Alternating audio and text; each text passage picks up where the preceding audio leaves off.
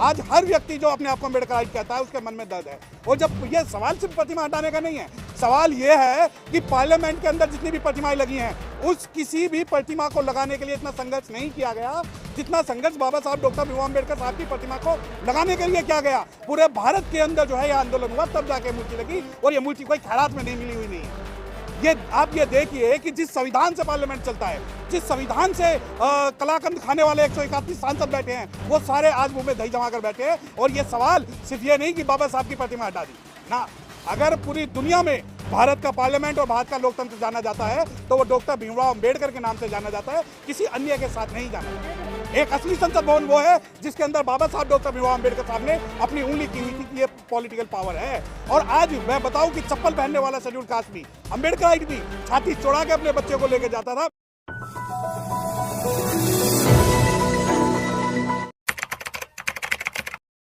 आज समझ नहीं पाया हूं संसद भवन प्रकरण वो जिसमें कि संविधान को हाथ में लेकर संसद भवन के सामने नोटंकी हो रही है, या क्या दूसरा सवाल पूछना चाहते हैं आप? प्रतिमा हटाकर दूसरी जगह लगाने के वाला मामला जो है, देखिए प्रतिमा, ये मैं मीडिया वालों से इसलिए ही असहमत होता हूं कि प्रतिमा हटाकर दूसरी जगह लगाना, ये क्या मतलब है आपका? जो पार्लियामेंट है वो बाबा साहब की है, पार्लियामेंट है हमारी है, वो कायदे में रहोगे तो फायदे में रहोगे। ये कोई दूसरी मूर्ति नहीं है कि जिसमें हटा दिया गया। अभी एक आपके पत्रकार बंधु ने सवाल पूछा कि एक नेता ने ये कहा कि मूर्तियां तो और भी हटी हैं, तो मैं आपको बता दूं कि मूर्तियां चाहे वहां 1000 लग रही हों, परंतु बाबा साहब के जो बच्चे हैं, जो बाबा साहब के सिपाही हैं, वो 14 अप्रैल पर और 6 दिसंबर पर जब पार्लियामेंट के अंदर पुष्पांजलि अर्जित करने जाते थे तो बाबा साहब का स्लोगन कि पार्लियामेंट इज द मास्टर की which can acquire the power of the progress, तो वो देखने जाते थे। जब आप तुलना करते हो बाबा साहब डॉक्टर भीमराव अम्बेडकर साहब की स्टैचू की दूसरी स्टैचू से, तो बिल्कुल गलती करते हो। जहां एक तरफ महात्मा गांधी जी की मूर्ति जिसके सामने अनशन होता था है, और दूसरी तरफ बाबा साहब डॉक्टर भीमराव अम्बेडकर साहब की स्टैचू है। मैं बता दूं कि 2024 का जो 14 अप्रैल था उसके अंदर ये भाप गए थे कि ये लोग जो है सत्ता की क्रांति करेंगे। ये लोग सिर्फ ये जब आप सवाल करते हो प्रतिमा हटा दी गई, ये प्रतिमा नहीं हटाई गई। 2 अप्रैल 2018 नहीं 2 अप्रैल 2018 का कंपैरिजन मत कीजिए। मैं बता दूं कि 2 अप्रैल 2018 का जो आंदोलन था वो फीका पड़ जाएगा। कच्छ से कन्याकुमारी और कश्मीर से कन्याकुमारी और कच्छ से कोहिमा तक आज हर व्यक्ति जो अपने आप को अम्बेडकराइट कहता है उसके मन में दर्द है। और जब ये सवाल सिर्फ प्रतिमा हटाने का नहीं है, सवाल ये है कि पार्लियामेंट के अंदर जितनी भी प्रतिमाएं लगी हैं उस किसी भी प्रतिमा को लगाने के लिए इतना संघर्ष नहीं किया गया जितना संघर्ष बाबा साहब डॉक्टर भीमराव अम्बेडकर साहब की प्रतिमा को लगाने के लिए किया गया। जेल भरो आंदोलन किया गया। अगर आप महात्मा गांधी जी की तस्वीर की बाबा साहब की प्रतिमा से तुलना करते हैं तो बिल्कुल गलत करते हैं, क्योंकि जब महात्मा गांधी की तस्वीर लगी कोई अरेस्ट नहीं हुआ, कोई जेल भरो आंदोलन नहीं हुआ, परंतु बाबा साहब डॉक्टर भीमराव अम्बेडकर साहब की जब स्टैचू लगी तो बीपी मौर्य साहब के निर्देशन में, दिशा निर्देश में पूरे भारत के अंदर जो है यह आंदोलन हुआ, तब जाके मूर्ति लगी, और ये मूर्ति कोई खैरात में नहीं मिली हुई नहीं है। ये आप ये देखिए कि जिस संविधान से पार्लियामेंट चलता है, जिस संविधान से कलाकंद खाने वाले 131 सांसद बैठे हैं, वो सारे आज मुंह में दही जमा कर बैठे हैं। और ये सवाल सिर्फ ये नहीं कि बाबा साहब की प्रतिमा हटा दी ना, अगर पूरी दुनिया में भारत का पार्लियामेंट और भारत का लोकतंत्र जाना जाता है तो वो डॉक्टर भीमराव अम्बेडकर के नाम से जाना जाता है, किसी अन्य के साथ नहीं जाना जाता। ये डिमांड तो आप ही की थी कि नए संसद भवन में बाबा साहब की प्रतिमा लगनी चाहिए, वो लगा तो रहे। देखिए हमें ना तो हमने ये डिमांड की कि नया संसद भवन बने। जब आप ये सवाल करते हैं नया संसद भवन, तो मेरी आपत्ति है, डिफामेशन सूट फाइल करूंगा मैं सबके खिलाफ। नया संसद भवन नहीं, ये जो है एक असली संसद भवन है और एक नकली संसद भवन है।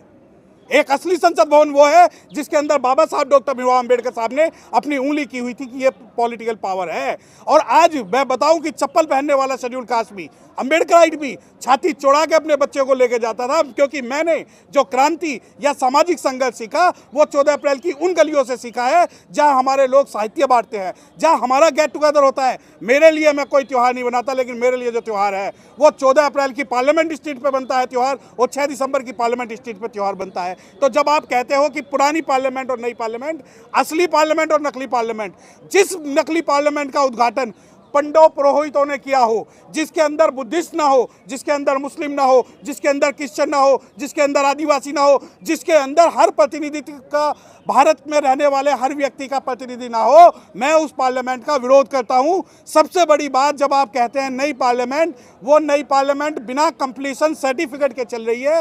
वो पार्लियामेंट को क्लियरेंस सर्टिफिकेट ऑपरेट करने के लिए नहीं मिला है, और यही कारण है कि जब वो दो पार्लियामेंट के अंदर जो सुरक्षा में सेंध हुई, वो इनकम्प्लीट सर्टिफिकेट और अनकम्प्लीशन सर्टिफिकेट की वजह से हुई है। अच्छा, इसमें भी घालमेल है? ये घालमेल क्या है, मैं आपको बता रहा हूँ। कंप्लीशन सर्टिफिकेट नहीं है, नई पार्लियामेंट का आज भी काम चल रहा है, उसमें एनओसी नहीं मिली हुई, और सुरक्षा में जो सेंध हुई वो कहीं ना कहीं इस कारण से हुई। और मैं बता दूं, बाबा साहब डॉक्टर भीमराव अम्बेडकर साहब की जो स्टैचू है, उसे हटाने का षड्यंत्र कैसे रचा गया, शायद आपको ये बात ना पता हो। एक मैं अंदर की बात बता दूं कि पहले पार्लियामेंट की जो सिक्योरिटी थी वो 3 चरणों में होती थी। अंदर जो था पार्लियामेंट्रियन, जो पार्लियामेंट सिक्योरिटी होती थी, उसके बाद सीआईएसएफ या सीआरपीएफ, और सबसे बाहर दिल्ली पुलिस। अब जो है, ना तो पार्लियामेंट के अंदर दिल्ली पुलिस की सिक्योरिटी है, ना ही दिल्ली पार्लियामेंट के अंदर पार्लियामेंट सिक्योरिटी की कोई सुरक्षा एजेंसी है। अब पूरी की पूरी पार्लियामेंट सीआईएसएफ के हाथों में दे दी गई है, और ये देने का कारण ये है कि किसी भी तरीके से प्रत्यक्ष या अप्रत्यक्ष रूप से पार्लियामेंट पे कब्जा किया जाए। और सीआईएसएफ के हाथ में पूरी पार्लियामेंट की सिक्योरिटी देने के बाद जब रात को ये बाबा साहब डॉक्टर भीमराव अम्बेडकर साहब की स्टैचू हटाते हैं, तो उसका इनको ये अंदेशा था कि कहीं ऐसा ना हो कि ये अनुसूचित जाति के लोग जो है पार्लियामेंट के अंदर जो है अपना धरना प्रदर्शन और विरोध करें। तो क्या रणनीति रहेगी आगे अगर सरकार आपकी बातें नहीं मानती? देखिए, आप मुझसे व्यक्तिगत अगर मेरे वकालत के पेशे के बारे में पूछे हैं, समाज के पेशे के बारे में पूछे हैं, तो अगर मैं बता दूं कि सामाजिक होने के नाते रणनीति का जो ट्रेलर है वो कल से आपको दिखाना शुरू हो जाएगा, और पूरे भारत के हर गली, हर कस्बे, हर चौराहे पे आप यकीन मानिए कि बाबा साहब को मानने वाले जो 1965 में आंदोलन हुआ था, वो 2024 में भी आंदोलन होगा। और अगर आप वकालत के नाम से पूछते हैं, इस प्रोफेशन के नाते मुझसे पूछते हैं, तो मैं बता दूं, हम वो पीढ़ी हैं, हम वो कौम है जिन्होंने पार्लियामेंट के अंदर जिन्होंने सुप्रीम कोर्ट के अंदर तक बाबा साहब डॉक्टर भीमराव अम्बेडकर साहब की स्टैचू लगवा दी है। तो ये तो फिर भी पार्लियामेंट है, और इसकी लड़ाई हम जब तक लड़ेंगे जब तक पार्लियामेंट की स्टैचू पुनर्स्थापित नहीं की जा सकती। अदरवाइज लीगल फ्रेटर्निटी का होने के नाते मैं उन सभी लोगों पर SC/ST एट्रोसिटी एक्ट का मुकदमा दर्ज करूंगा, जिन लोगों ने बिना परमिशन के, बिना पार्लियामेंट को कॉल किए हुए, बिना स्पीकर की परमिशन के, बिना अमेंडमेंट किए हुए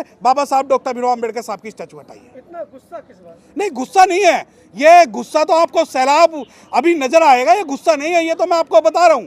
मैं बता रहा हूं कि बाबा साहब डॉक्टर भीमराव अम्बेडकर साहब के बच्चे इतने कमजोर नहीं है कि आप रातों रात बाबा साहब डॉक्टर भीमराव अम्बेडकर साहब की स्टैचू को वेंडलाइज कर दें और हम शांत बैठे रहें। शांत नहीं बैठेंगे। मैं बता रहा हूं कि महकती रुख को गुलाब कर देंगे, हम इस बार सबका हिसाब कर देंगे, और रहने दे पैमाने के अंदर ही साकी, वरना एक बूंद से शहर का पानी खराब कर देंगे।